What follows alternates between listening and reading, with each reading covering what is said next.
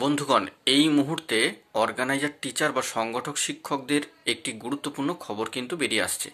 বন্ধুরা, সংক্ষিপ্ত খবর কিন্তু কোর্টের আর্জেন্ট নিউজ, কারণ নিয়োগ সংক্রান্ত বিষয়ে গুরুত্বপূর্ণ খবরাখবর থাকছে এবং থাকছে কোর্টের সাইড থেকে কি স্ট্যাটাস উঠে আসছে গুরুত্বপূর্ণ মামলায়।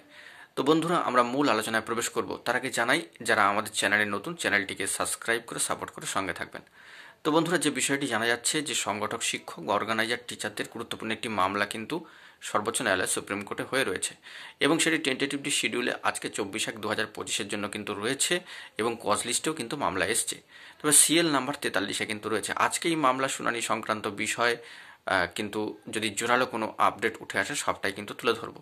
কিন্তু সিএল নাম্বারের দিক থেকে মামলাটি একটু পেছনের দিকে রয়েছে, কজ লিস্টে তার অবস্থান কিন্তু আমরা লক্ষ্য করতে পেরেছি। তো সেই নিরিখে বলা যেতে পারে যে ভেরিফিকেশান স্ক্রুটিনি রিপোর্ট কেন দেওয়া হচ্ছে না, এই সংক্রান্ত বিষয়ে অনেক বড় বার্তা রয়েছে।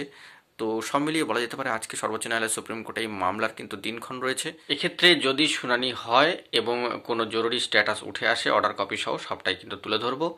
এখন এটুকুই, ভালো থাকবেন, অবশ্যই চ্যানেলটিকে সাবস্ক্রাইব করে সাপোর্ট করে সঙ্গে থাকবেন। ধন্যবাদ।